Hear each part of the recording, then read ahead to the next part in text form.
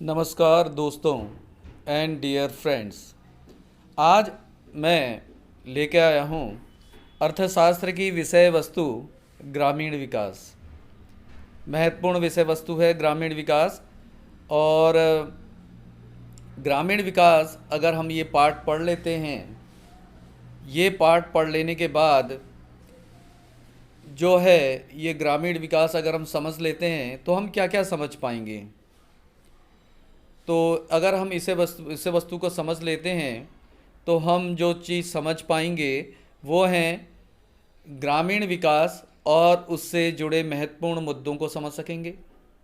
क्या क्या जुड़े हैं मुद्दे ग्रामीण विकास से, ग्रामीण विकास करने के लिए क्या क्या मुद्दे चाहिए। ग्रामीण क्षेत्रों का विकास भारत के सर्वांगीण जो विकास है की दृष्टि से महत्वपूर्ण है। यह जानेंगे भाई, अगर ग्रामीण क्षेत्रों का विकास होता है तो उससे भारत का सर्वांगीण विकास होगा। और समझेंगे ग्रामीण विकास में जो साख है, और विपणन है, साख और विपणन की महत्वपूर्ण भूमिका को समझ सकेंगे। इसके अलावा आजीविका के स्थायित्व के लिए उत्पादक गतिविधियों में विधिवत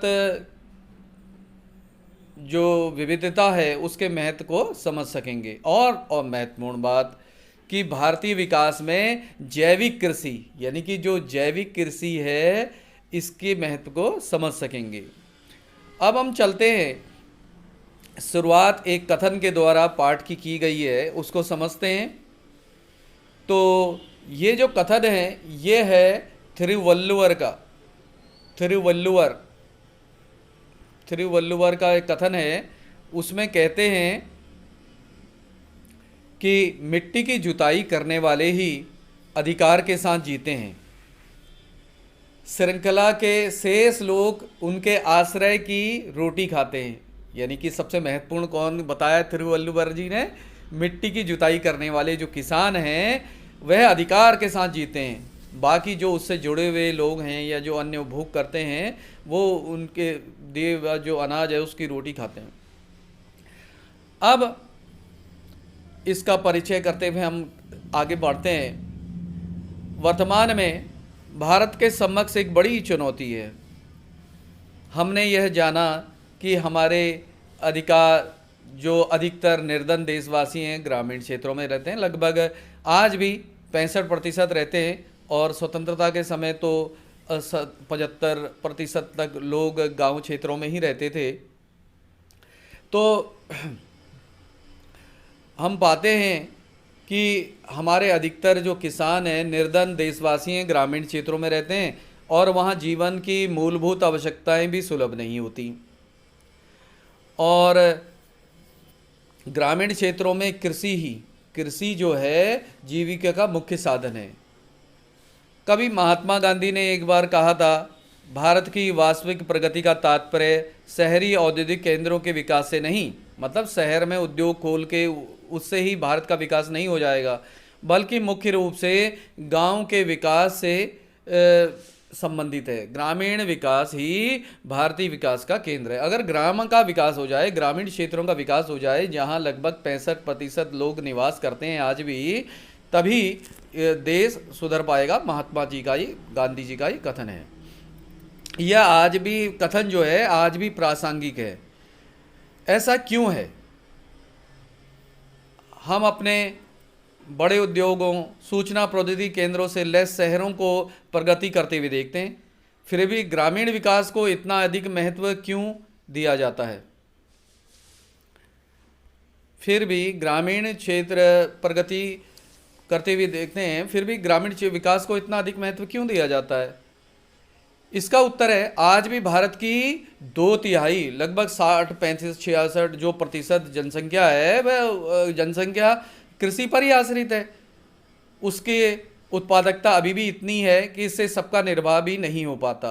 अब लेकिन जो प्रोडक्शन करते हैं, प्रोडक्टिविटी 66%, 65% लोग, 64% लोग ग्रामीण क्षेत्र में रह रहे हैं, लेकिन उनके द्वारा जो उत्पादन होता है इतना अधिक नहीं हो पाता कि सभी का।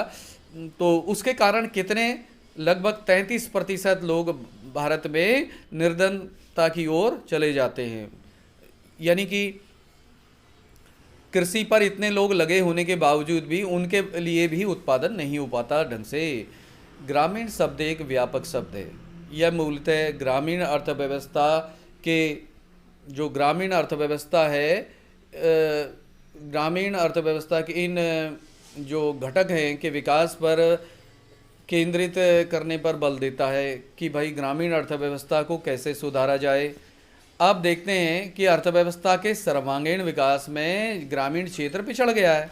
भारत के विकास के लिए जिन क्षेत्रों में नई और सार्थक पहल करने की आवश्यकता बनी हुई है वे इस प्रकार है कि जो मानव संसाधनों का विकास जिसमें निम्नलिखित सम्मिलित है। सबसे पहले क्या करना है, साक्षरता। साक्षरता विशेषकर नारी साक्षरता, शिक्षा और कौशल का विकास किया जाना है। दूसरा स्वास्थ्य, अभी ग्रामीण क्षेत्र में इन सब का सुधार किया जाना है। पहले साक्षरता बढ़ानी है। दूसरा स्वास्थ्य, जिसमें कि स्वच्छता और जन स्वास्थ्य दोनों शामिल है।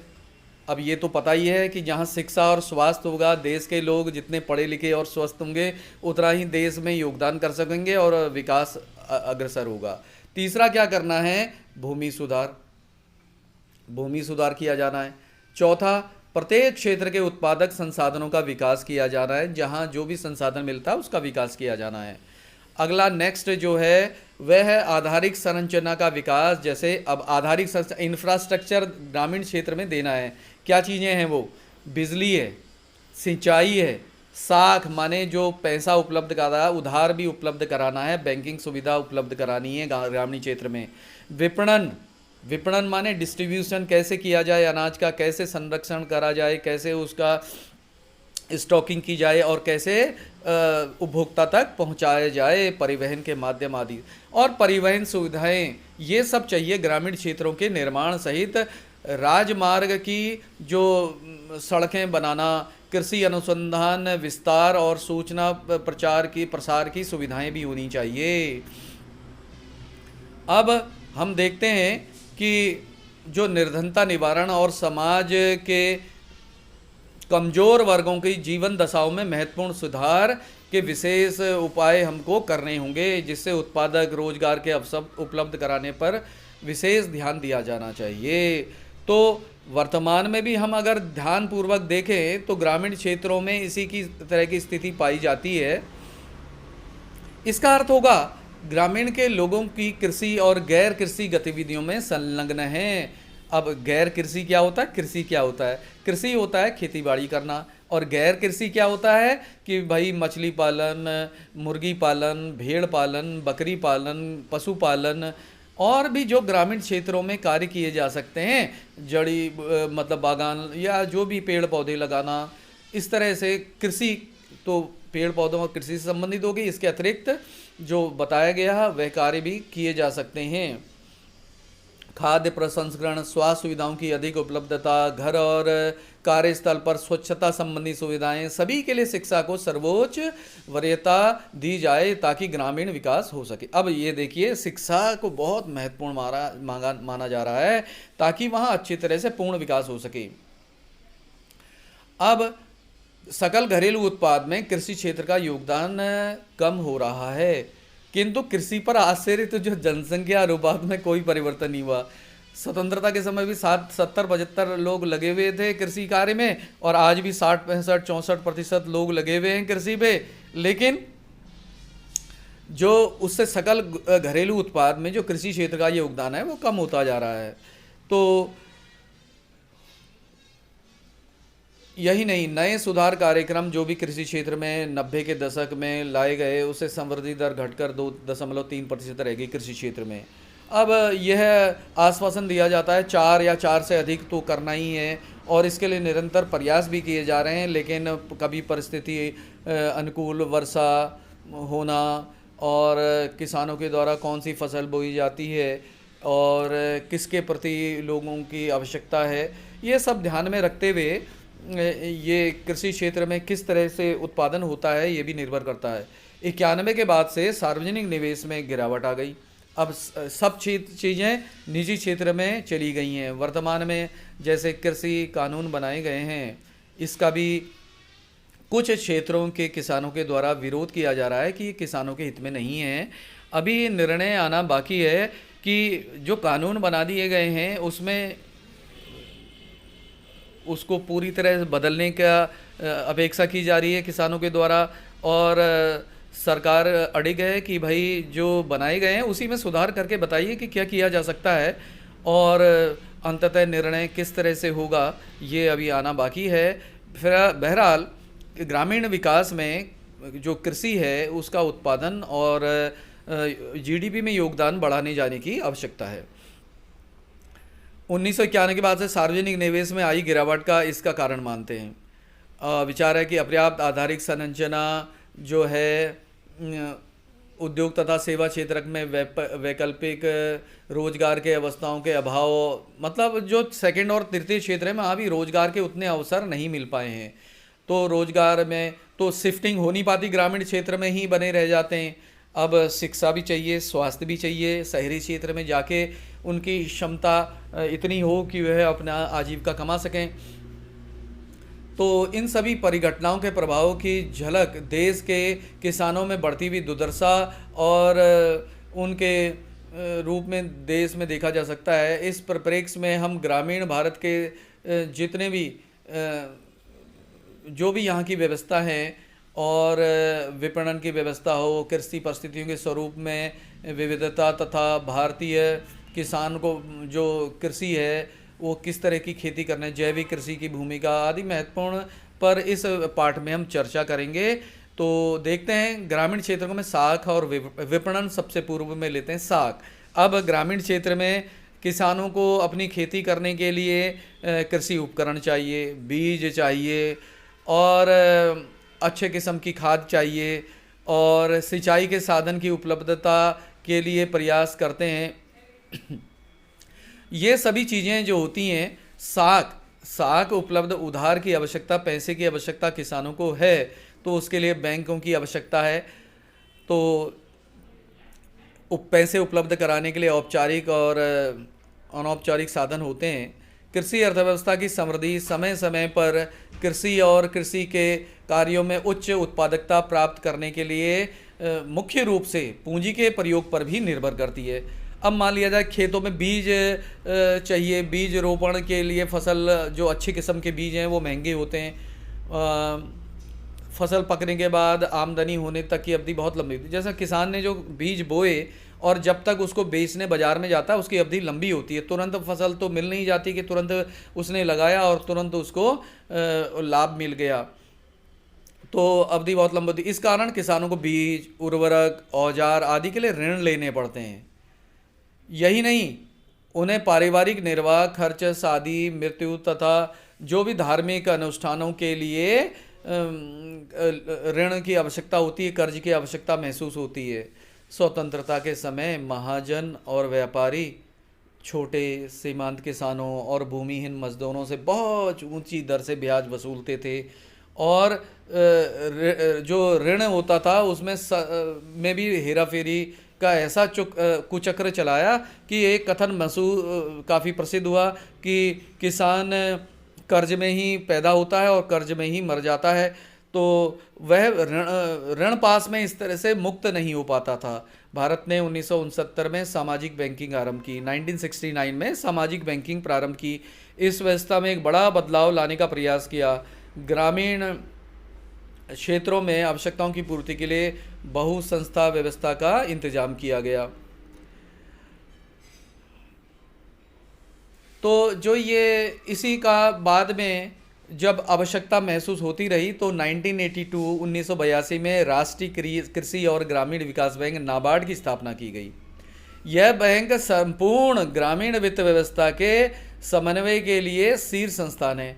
हरित क्रांति ने भी ग्रामीण की जो साख व्यवस्था में बहुत बड़े परिवर्तन का सूत्रपात किया, क्योंकि इसमें अब देखिए जो हमारा हरित क्रांति का समय था वो लगभग 60 के दशक के बाद 70 के वहाँ तक हमको हरित क्रांति के देखने को तो मिली थी, तो उसमें काफ़ी उत्पादन दुगना वगैरह हो गया था, लेकिन अब और सुधार किए जाने की आवश्यकता थी। साख की व्यवस्था किसानों के उपलब्ध कराई जाने की आवश्यकता थी। विभिन्न घटक जो उत्पादक ऋणों की ओर उन्मुख कर विविधता प्रदान की। आज ग्रामीण बैंक की संस्थागत संरचना में उनकी बहु एजेंसी संस्थान जैसे व्यावसायिक बैंक भी खुल चुके हैं ग्रामीण क्षेत्रों में, क्षेत्रीय ग्रामीण बैंक खुल चुके हैं और भूमि विकास बैंक हैं। ये सस्ती दर पर किसानों को ऋण उपलब्ध कराते हैं और उनकी पूर्ति करते हैं। और औपचारिक संस्था व्यवस्था हो गई है लगभग सभी ग्रामीण क्षेत्रों में। स्वयं सहायता समूह भी ग्रामीण साख व्यवस्था में प्रादुर्भाव हुआ है, क्योंकि औपचारिक साख व्यवस्था न केवल अपर्याप्त थी बल्कि ग्रामीण सामाजिक तथा सामुदायिक विकास की पूरी तरह समन्वित साबित हुई। क्योंकि इस ऋण भार की आवश्यकता, मतलब ऋण की आवश्यकता बनी रहती है। तो इसके अलावा अभी देखा आपने कि स्वयं सहायता समूह भी बने गए। जैसे ये निर्धन महिलाओं का बैंक है, निर्धन महिलाओं का बैंक भी जो है ये महिलाओं के एक केरल प्रांत में महिलाओं की ओर से एक निर्धनता निवारक सामूहिक कार्यक्रम चलाया जा रहा है। इसका नाम कुटुंबश्री है। 1995 में सरकारी बचत एवं साख सोसाइटी के रूप में गरीब महिलाओं के लिए बचत बैंक की स्थापना की गई थी। इस बचत एवं साख सोसाइटी ने छोटी छोटी बचतों को मिलाकर 1 करोड़ रुपए की विशाल राशि एकत्रित की। इसे अब स्वयं संस्था और संगठित बचत के आधार पर एशिया का विशालतम अनौपचारिक बैंक माना जाता है। www.kutumbshree.com इस ये इनकी ईमेल आईडी है। तो इस तरह से ग्रामीण लोग भी जहां साक्षरता दर अधिक है, इस तरह से कुछ काम अपने निर्भरता के लिए कर रहे हैं।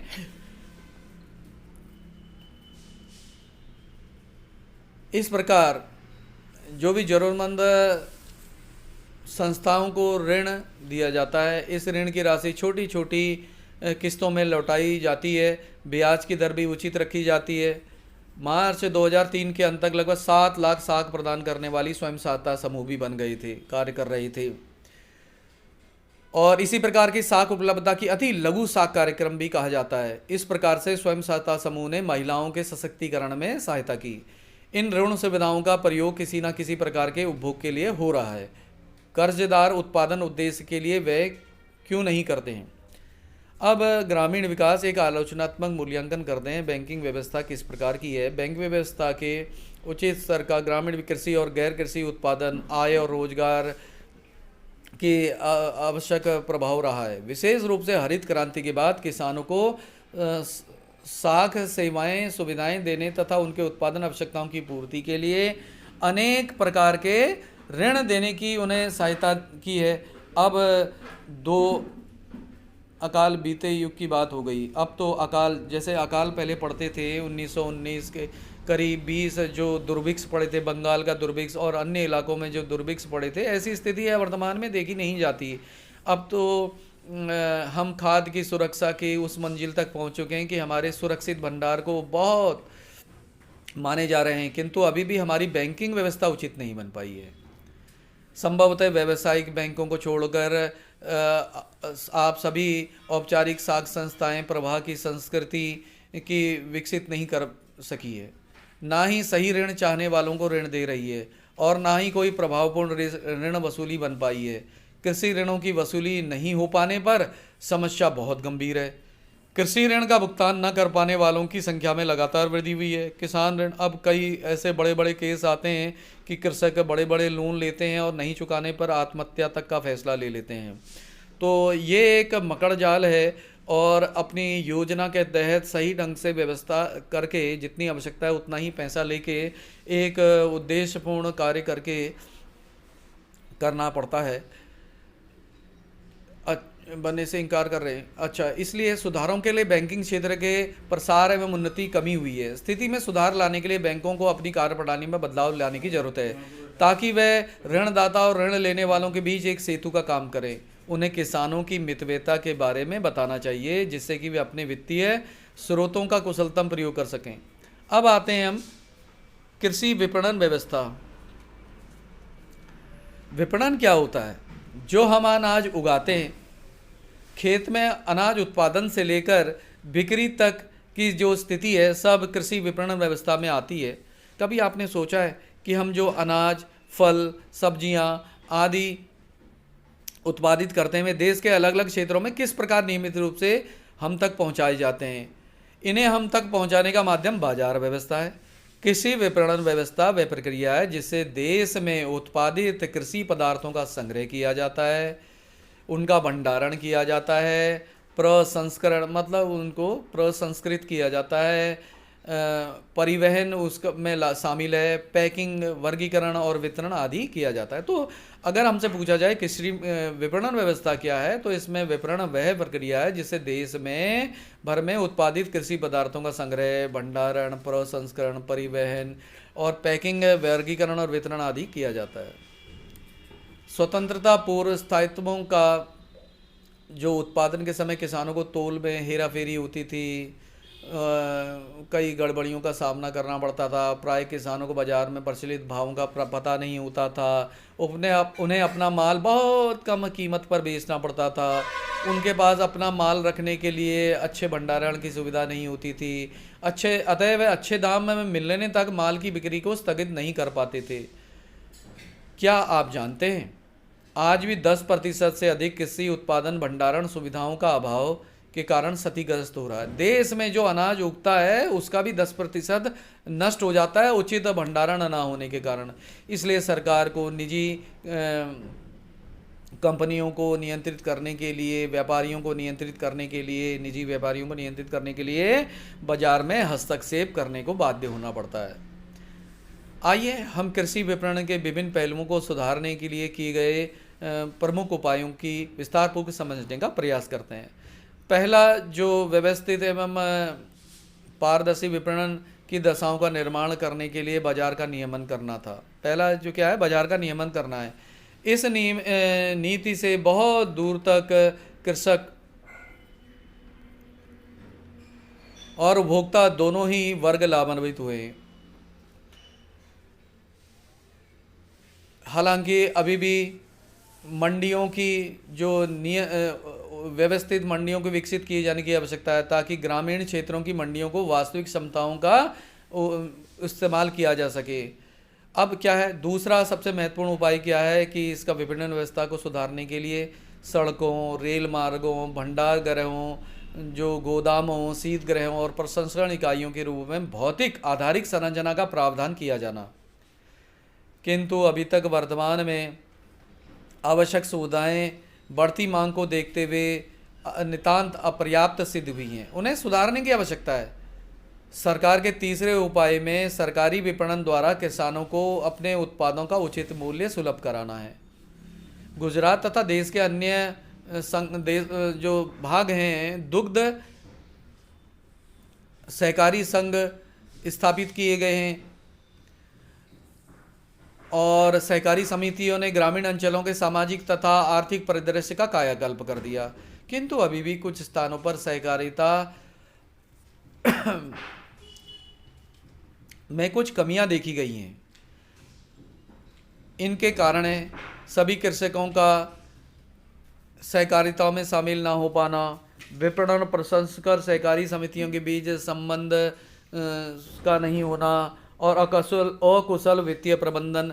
चौथे उपाय के अंतर्गत नीतिगत साधनें जैसे कृषि उत्पादों के लिए न्यूनतम समर्थन कीमत सुनिश्चित करना, भारतीय खाद्य निगमों द्वारा गेहूं और चावल का सुरक्षित भंडार की रखरखाव और सार्वजनिक वितरण प्रणाली, राशन व्यवस्था के माध्यमों से खाद्यान्न और चीनी का वितरण।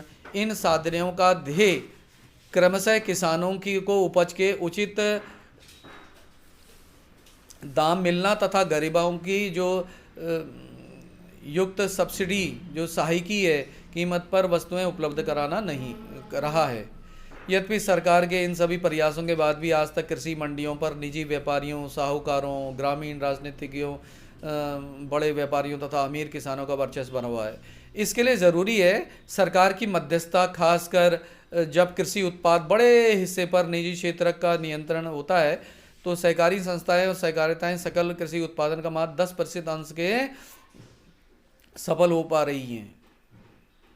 शेष अपने निजी कंपनियों के हाथों में ही है। सरकार की मध्यस्थता में कृषि विपणन व्यवस्था को अनेक रूपों में प्रभावित किया गया है। वैश्वीकरण के युग में कृषि के त्वरित कुछ विद्वानों का कहना है किसानों की आय बढ़ने के से कृषि का व्यवसायीकरण बस हो जाएगा, बशर्ते कि इसमें सरकार की मध्यस्थता न हो। इसके बारे में आपकी क्या राय है? वैकल्पिक क्रय विक्रय माध्यमों का प्रादुर्भाव। अब यह बात सभी अनुभव कर रहे हैं कि यदि किसान स्वयं ही उपभोक्ता को अपना उत्पादन बेच सके तो अधिक आय प्राप्त होगी। पंजाब, हरियाणा और राजस्थान में अपनी मंडी, पुणे की हड़पसर मंडी, आंध्र प्रदेश की मंडी, नामक स्थल फल सब्जियां मंडियां हैं, तमिलनाडु की गाँव मंडी, कृषक भंडार, इस प्रकार से व्यवस्थित हो रहे व्यक्तिगत क्रय विक्रय माध्यम के कुछ उदाहरण हैं। ये सब कुछ व्यक्तिगत विपणन संरचनाओं का उदाहरण है। यही नहीं, अनेक राष्ट्रीय, बहुराष्ट्रीय खाद्य पदार्थ, फास्ट फूड बनाने वाली कंपनियां अब किसानों को साथ कृषि उत्पाद की जो खेती है, फल सब्जियों के लिए अनुबंध कर रही हैं, कॉन्ट्रैक्ट कर रही है। किसानों को उचित बीज तथा अन्य तो उपलब्ध कराए रही हैं। पूर्व निर्धारित जो भी उनका कॉन्ट्रैक्ट होता है कीमतों पर मार खरीदने का आश्वासन भी देती है। यह कहा जाता है ऐसी व्यवस्थाएं किसानों को कीमत वितरक आशंकाओं के बारे में विवरण करेंगी। उत्पादक गतिविधियों का विविधीकरण करना है। विविधीकरण के दो पहलू हैं। एक पहलू तो फसलों के उत्पादन की प्रणाली में परिवर्तन से संबंधित है। दूसरा पहलू श्रम शक्ति की खेती से हटकर अन्य संबंधित कार्यों, पशुपालन, मुर्गी और मत्स्य पालन आदि में चला जाए, यानी कि गैर कृषि क्षेत्र में लगना है। इस विविधीकरण की आवश्यकता इसलिए उत्पन्न हो रही है क्योंकि सिर्फ खेती के आधार पर आजीविका कमाने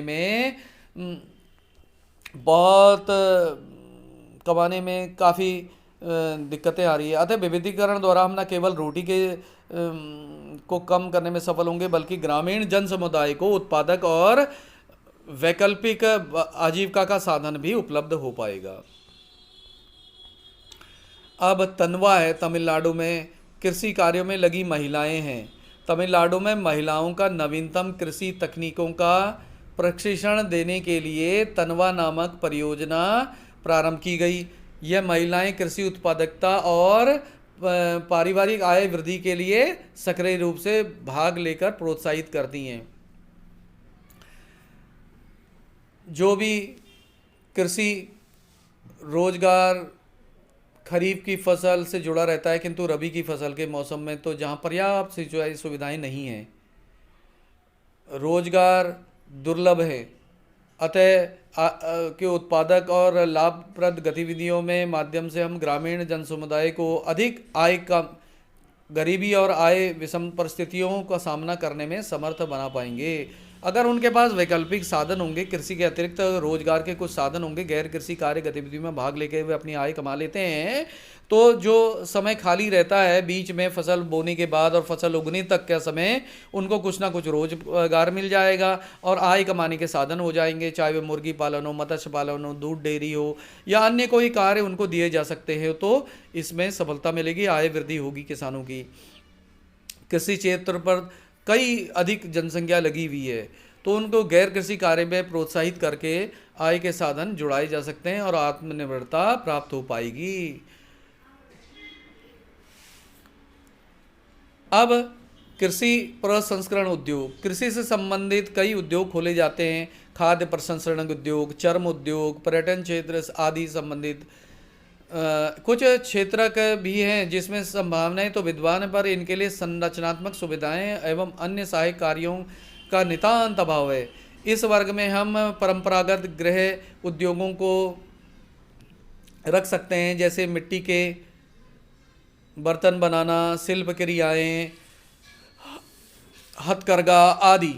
यद्यपि अधिकांश ग्रामीण महिलाएं कृषि में रोजगार प्राप्त करती हैं, जबकि पुरुष गैर कृषि रोजगार की तलाश में हैं, किंतु हाल के वर्ष में ग्रामीण महिलाएं भी गैर कृषि कार्यों की ओर अग्रसर होने लगी हैं।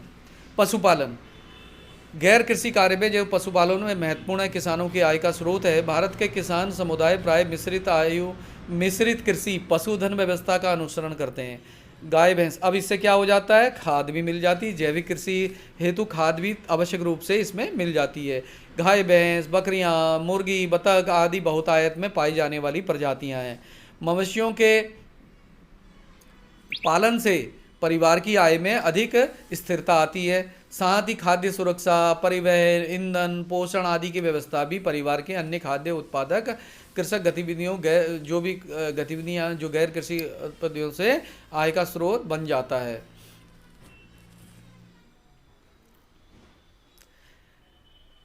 अब हम देखते हैं पशुधन का। इसमें सबसे बड़ा अंश 42% मुर्गी पालन का है। अन्य पशुओं में ऊंट, गधे, घोड़े आदि आते हैं। सबसे निम्न स्तर खच्चर तथा टट्टुओं का है। 97 में भारत में 88.7 करोड़ मवेशी थे, जिसमें से 9 करोड़ भैंसें थी। पिछले मतलब जो जानवरों की संख्या अगर हम विश्व में देखें तो विश्व के सभी देशों का अगर हम देखें तो 15% जानवर भारत में पाए जाते हैं। लेकिन इनकी स्थिति जो भारत में पाए जाते हैं वह उनके में जो जानवर हैं वह हष्ट पुष्ट नहीं है, तो जो वैल्यू है उतनी ज़्यादा नहीं है, इतना 15% पशुधन होने के बावजूद भी। और भारत में पशुपालन करने के अलावा, मुर्गे पालन करने के अलावा दुग्ध पालन किया जाता है। दुग्ध उत्पादन 60 से लेकर 2000 की अवधि में दुग्ध उत्पादन 4 गुना से अधिक बढ़ गया। लेकिन जनसंख्या भी उसी अनुपात में बढ़ रही है। जो दूध इस तरह से का उत्पादन बढ़ा उसे ऑपरेशन फ्लड नाम से जाना जाता है। ये एक ऐसी प्रणाली है जिसके अंदर सभी किसान अपना विक्रय योग्य दूध एवं करके उसकी गुणवत्ता के अनुसार प्रसंस्करण बनाते हैं, फिर शहरी केंद्रों में सहकारिताओं के माध्यम से बेचा जाता है। इसके पहले बताया गुजरात प्रदेश में दुग्ध सहकारी संस्थाओं का विलक्षण प्रतिमान विकसित किया गया था। देश के अन्य अनेक प्रांतों में उसी का अनुकरण किया जा रहा है। अब मांस, अंडे तथा ऊन आदि सभी उत्पादन क्षेत्र के विविधीकरण की दृष्टि से महत्वपूर्ण सह उत्पाद सिद्ध हो गए हैं। मत्स्य पालन भी बड़े पैमाने में भारत में किया जाता है। मछुओं के समुदाय तो प्रत्येक जो जलागर को माँ या माता मानते हैं, सागर, महासागर, जो भी झीलें हैं, प्राकृतिक तालाब हैं, प्रभा आदि सभी जल सागर मछुआरों के समाज के लिए निश्चित जीवन दीपक स्रोत बन जाते हैं।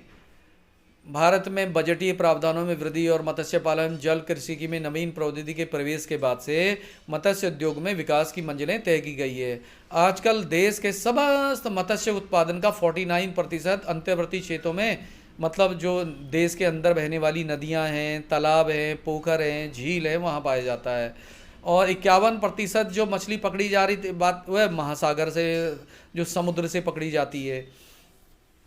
और मत्स्य उत्पादन का सकल घरेलू उत्पाद का 1.4% हिस्सेदारी है। अब हम देखते हैं उद्यान विज्ञान, बागवानी। प्रकृति ने भारत को ऋतुओं और विविधता से संपन्न किया है। उसी के आधार पर भारत ने अनेक प्रकार के बागान उत्पादों को अपना लिया है। इनमें प्रमुख हैं फल, सब्जियां, जो रेशेदार फसलें, औषधीय तथा सुगंधित पौधे, मसाले, चाय, कॉफ़ी इत्यादि। ये सभी फसलें रोजगार के साथ साथ भोजन और पोषण उपलब्ध कराने में भी बड़ा योगदान दे रही हैं। हम 91 से 2003 की अवधि यहाँ पे किताब पुस्तक के हिसाब से यही दिया गया है, स्वर्णिम क्रांति का प्रारंभ काल मानते हैं। ये किसका क्रांति है? स्वर्णिम क्रांति का काल मानते हैं। इसी दौरान बागवानी में, स्वर्णिम क्रांति किसके संदर्भ में? बागवानी से संबंधित है। इसी दौरान बागवानी में सुनियोजित निवेश किया गया 91 से 2003 के बीच में, और इस क्षेत्र में एक धारणीय वैकल्पिक रोजगार का रूप भी धारण कर लिया है। भारत आम, केला, नारियल, काजू जैसे फलों और अनेक मसालों के उत्पादन में तो आज विश्व का अग्रणी देश माना जाता है। कुल मिलाकर फल सब्जियों के उत्पादन में हमारा विश्व में दूसरा स्थान है। बागवानी में लगे कितने ही कृषकों की आर्थिक दशा में सुधार हो गया है। यह उद्योग अब अनेक वंचित वर्गों के आजीविका का बेहतर बनाने में सहायक होगा। और जो पौधारोपण है, पौधशाला है, संकर बीजों का उत्पादन है, उत्तक संवर्धन है, फल फूलों का संवर्धन है, खाद्य प्रसंस्करण है, ग्रामीण महिलाओं के लिए अब और अधिक आय वाले रोजगार बन गए हैं। अब यहाँ पे जो पशु पाले जाते हैं उनकी नस्लों का सुधार किया जाने की आवश्यकता है, ताकि उत्पादकता में वृद्धि हो, अच्छे किस्म की नस्ल के जंतु या जीव जानवर पाले जाएं, गाय भैंस इत्यादि अच्छी नस्ल के यहाँ हों, ताकि दुग्ध उत्पादन में वृद्धि हो, मत्स्य पालन में सुधार हो विविधता के साथ। ये सब साधन आजीविका के साधन बन गए हैं। आय, रोजगार, आजीविका विकल्प। अब तो निश्चित तौर पर हमें लग रहा है 21वीं शताब्दी में देश में खाद्य सुरक्षा और धारणीय विकास में सूचना प्रौद्योगिकी निर्णायक रोजगार देने के लिए अधिकतम हमको गैर कृषि कार्यों में जाना पड़ेगा। सूचनाओं जो और उपयुक्त सॉफ्टवेयर का प्रयोग हम अपने जो भी कार्य कर रहे हैं उसमें करते रहें,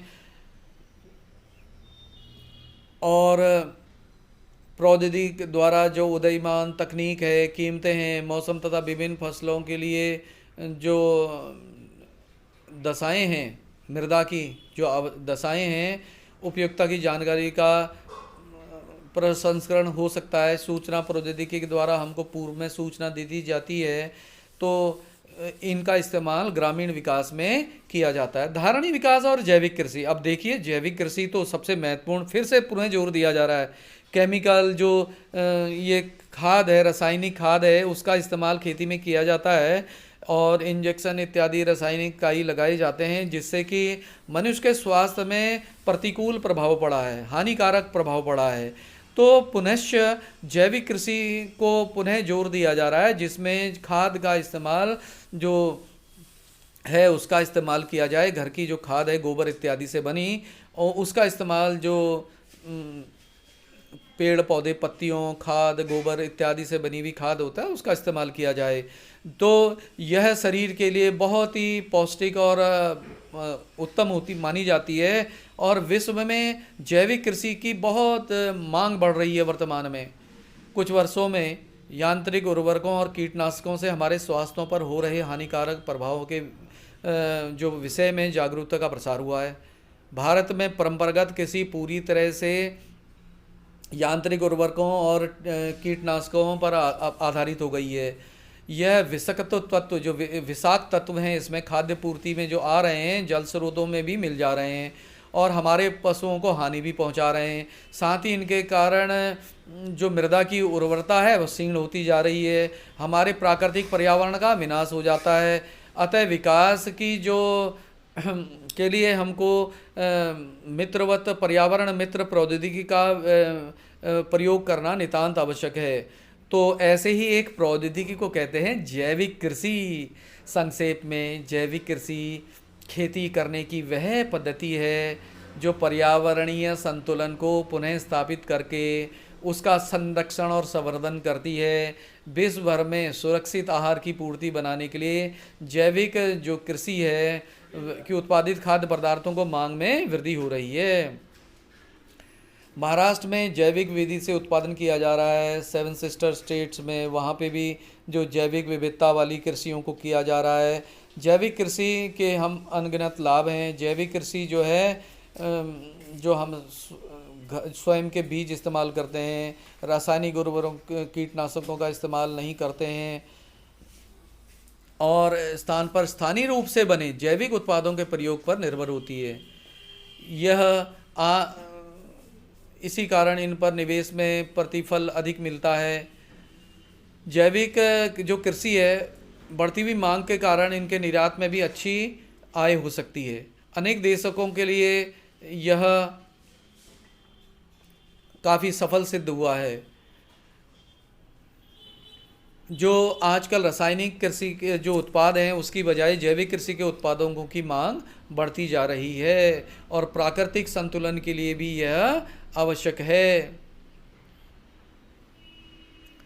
तो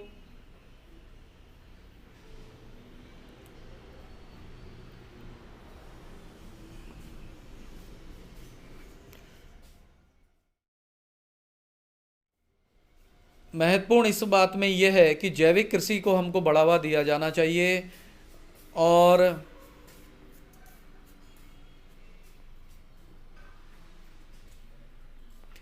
ताकि जो हमारी कृषि है वह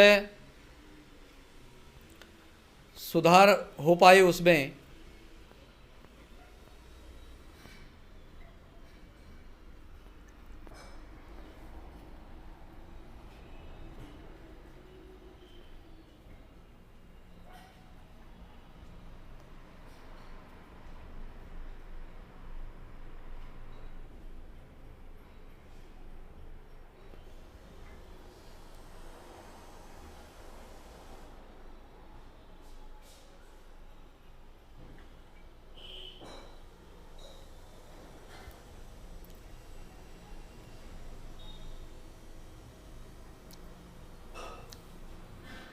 इस तरह हम देखते हैं कि जैविक कृषि की लोकप्रियता भी बढ़ रही है, उसके काफ़ी उपयोगिता है।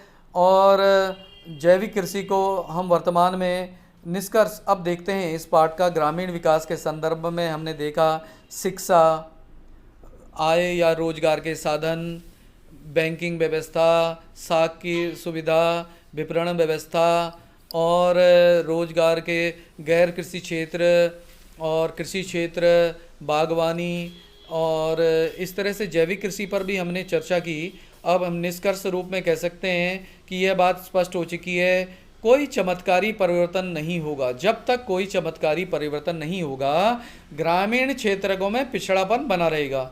आज ग्रामीण क्षेत्रों को अनेक प्रकार के उत्पादक कार्यों की ओर उन्मुख कर वहां एक नई उत्साह और स्फूर्ति का संचार करना आवश्यक हो गया है। ये कार्य हो सकते हैं डेयरी उद्योग, मुर्गी पालन, मत्स्य पालन और फल सब्जी उत्पादन। ग्रामीण उत्पादन केंद्रों में शहरी बाजारों, निर्यात बाजारों के बीच संपर्क सूत्रों की रचना, इस प्रकार कृषि उत्पादन में लगे निवेश पर अधिक प्रतिलाभ अर्जित करना संभव हो पाता है। यही नहीं, आधारिक संरचना जैसे साख एवं विपणन, कृषि जो हित नीतियां तथा कृषक समुदाय एवं राज्य कृषि विभागों के बीच निरंतर संवाद और समीक्षा इस क्षेत्र की पूर्ण क्षमता को प्राप्त करने में सहायक है। आज हम पर्यावरण और ग्रामीण विकास को की जो पृथक पृथक विषय मानकर व्यवहार नहीं कर सकते। नए पर्यावरणीय मित्र प्रौद्योगिकी विकल्पों के जो की प्राप्ति की आवश्यकता है, ताकि आविष्कार की प्राप्ति की आवश्यकता, ताकि विभिन्न परिस्थितियों का सामना होने पर भी हम धारणीय विकास की ओर अग्रसर हो पाएं। इन विकल्पों में से प्रत्येक ग्रामीण समुदाय अपनी स्थानीय परिस्थिति के अनुरूप चयन कर सकता है। अतः हमारा पहला काम तो सभी उपलब्ध विधियों में सर्वश्रेष्ठ की पहचान कर उसे चुनना ही होगा। तात्पर्य ग्रामीण विकास के प्रयोग की इन सफल कहानियों से है जो देश के विभिन्न क्षेत्रों में प्राप्त हो चुकी है, ताकि इस व्यवहारिक प्रशिक्षण प्रक्रिया की ओर गति प्रदान कर सकें। अब देखते हैं इस पाठ को जब हम पढ़ लेते हैं तो हमारे सम्मुख विभिन्न क्वेश्चन आते हैं, प्रश्न आते हैं, जो कि हम देखेंगे ग्रामीण विकास का क्या अर्थ है, ग्रामीण से विकास से जुड़े जो मुद्दे हैं, मुख्य प्रश्नों को स्पष्ट करें। अब नेक्स्ट जो आता है, ग्रामीण विकास में साख के महत्व पर चर्चा कीजिए। तो ग्रामीण अगला नेक्स्ट क्वेश्चन है कि गरीबों की ऋण आवश्यकताओं पूरा करने के लिए अति लघु जो संस्थान साख नियंत्रण केंद्र हैं वो किस तरह से सहायता कर सकते हैं। अब हम देखते हैं कि ग्रामीण सरकार द्वारा ग्रामीण बाजारों के विकास के लिए किए गए प्रयासों की व्यवस्था करें, व्याख्या करें। और यहाँ देखते हैं कि आजीविका को धारणीय बनाने के लिए कृषि का विविधीकरण क्यों आवश्यक है। नेक्स्ट क्वेश्चन जो है, भारत के ग्रामीण विकास एवं ग्रामीण बैंकिंग व्यवस्था की भूमिका का आलोचनात्मक मूल्यांकन कीजिए। अब हम देखते हैं कुछ क्वेश्चन सिंपल। तो कृषि विपणन से आपका क्या अभिप्राय है, कृषि विपणन प्रक्रिया की कुछ बाधाएं बताइए, कृषि विपणन के कुछ उपलब्ध वैकल्पिक माध्यमों को उदाहरण दीजिए, स्वर्णिम क्रांति तथा हरित क्रांति में अंतर स्पष्ट करें।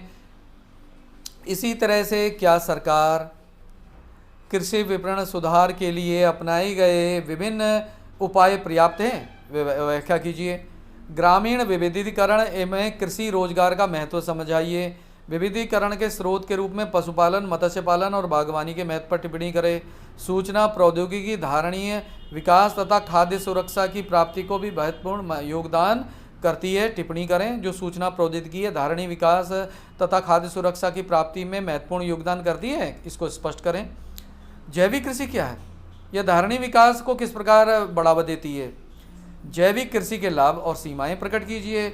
और एक और क्वेश्चन आता है कि जैविक कृषि का प्रयोग करने वाले किसानों को प्रारंभिक वर्षों में किन समस्याओं का सामना करना पड़ता है। इस तरह से यह मैंने आपको पार्ट में विविध विषयों पर चर्चा की और उसको समझाने का प्रयास किया। अगर ये आपको पसंद आता है तो इसे लाइक एंड सब्सक्राइब कीजिए। धन्यवाद।